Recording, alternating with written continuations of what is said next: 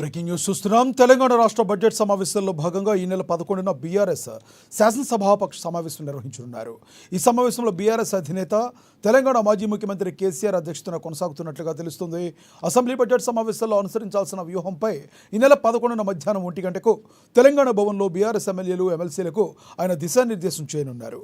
చాలా రోజుల తర్వాత మాజీ సీఎం కేసీఆర్ తెలంగాణ భవన్కు వస్తుండటంతో పార్టీ నేతలు అప్రమత్తమయ్యారు. అలాగే త్వరలో జరగనున్న ఎమ్మెల్సీ ఎన్నికలకు రేపటితో నామినేషన్ గడువుకు ముగియనుంది.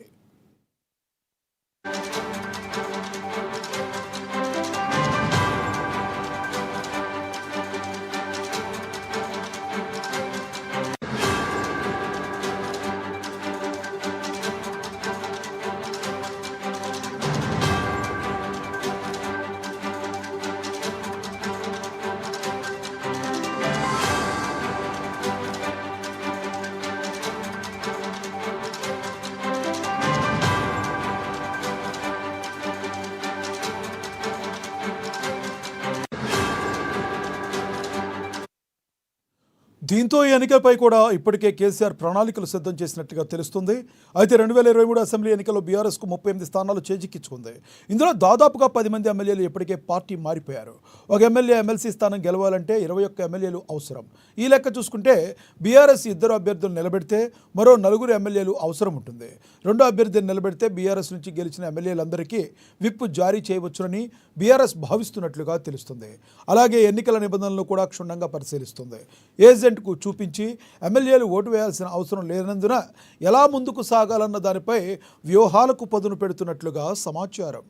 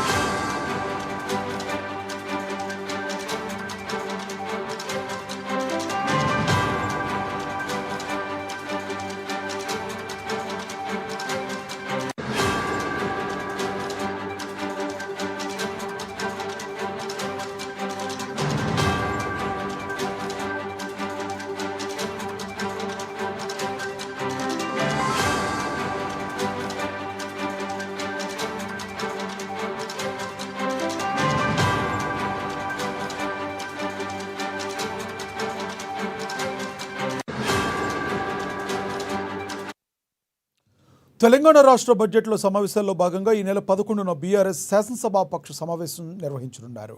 ఈ సమావేశం బీఆర్ఎస్ అధినేత తెలంగాణ మాజీ ముఖ్యమంత్రి కేసీఆర్ అధ్యక్షతన కొనసాగుతున్నట్లుగా తెలుస్తుంది.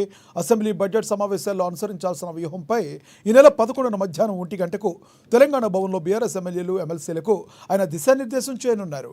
చాలా రోజుల తర్వాత మాజీ సీఎం కేసీఆర్ తెలంగాణ భవన్కు వస్తుండటంతో పార్టీ నేతలు అప్రమత్తమయ్యారు. అలాగే త్వరలో జరగనున్న ఎమ్మెల్సీ ఎన్నికలకు రేపటితో నామినేషన్ గడువు ముగియనుంది. దీంతో ఈ ఎన్నికపై కూడా ఇప్పటికే కేసీఆర్ ప్రణాళికలు సిద్ధం చేస్తున్నట్లుగా తెలుస్తుంది. అయితే 2023 అసెంబ్లీ ఎన్నికల్లో బీఆర్ఎస్కు 38 స్థానాలు చేజిక్కించుకుంది. ఇందులో దాదాపుగా 10 మంది ఎమ్మెల్యేలు ఇప్పటికే పార్టీ మారారు. ఒక ఎమ్మెల్యే, ఎమ్మెల్సీ స్థానం గెలవాలంటే 21 ఎమ్మెల్యేలు అవసరం. ఈ లెక్కను చూసుకుంటే బీఆర్ఎస్ 2 అభ్యర్థులు నిలబెడితే మరో 4 ఎమ్మెల్యేల అవసరం ఉంటుంది.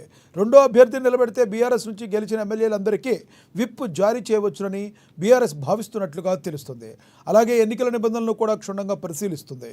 ఏజెంట్కు చూపించి ఎమ్మెల్యేలు ఓటు వేయాల్సిన అవసరం లేనందున ఎలా ముందుకు సాగాలన్న దానిపై వ్యూహాలకు పదును పెడుతున్నట్లుగా మనకి సమాచారం అందుతుంది.